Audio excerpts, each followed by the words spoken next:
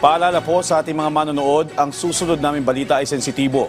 Nahukay kasi sa Baguio City ang chinap-chap na labi ng isang pulis na pinatay ng kapwa pulis. Pero giit ng pamilya ng biktima, pinagplanuhan ang pagpaslang sa kanilang mahal sa buhay. Si Christine Sabaway ng PTV Baguio sa sentro ng balita. Huwebes noong nakaraang linggo, nahukay ng mga otoridad sa bakura ng isang bahay sa barangay Puksusan, Baguio City ang natsyap-tsyap na katawan ng lalaki. Kinumpirma ng Baguio City Police Office na ang nahukay ay katawan ng 55 anyos na isang Police Executive Master Sergeant mula Puerto Princesa, Palawan na naiulat na nawawala mula noong November 28. Ang mga suspek sa krimen, isang Police Lieutenant Colonel na nakadistino sa Eastern Police District at ang kanyang asawa. Sa kanyang extrajudicial confession, naaktuhan umano ng lalaking sospek ang kanyang asawa at ang biktima sa kanilang apartment. Dahilan kaya niya ito binaril.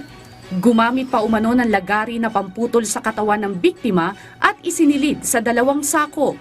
Ibinyahe sa Baguio City at inilibing sa bakuran ng kanilang ancestral house. Ginawa ng ating personnel ng Baguio City Police Office is nakiko-coordinate sila sa SOCO. At after which, nagpunta sila sa place ng kung saan doon nailibing. So, hinukay nila yung bangkay na yon. And doon nakita nila na nakalagay ito sa 2 sako. Kasalukuyang nasa kustodiya ng Taguig Police Station ang suspek habang nagpapatuloy ang malalimang investigasyon.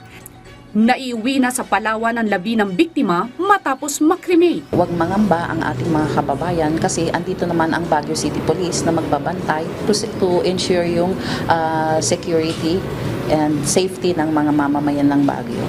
Sa Facebook post na nagpakilalang kaanak ng biktima, iginiit nilang planado mula pa Marso ng kasalukuyang taon ang pagpatay sa kanilang ama.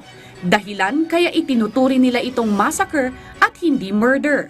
Ayon pa sa pamilya, forcible abduction at merciless torture ang dinanas ng biktima bago pinatay. Pinaniniwalaan ng mga kaanak na hindi lamang ang mag-asawa ang nasa likod ng karumal-dumal na pagpatay at may iba pa silang mga kasama.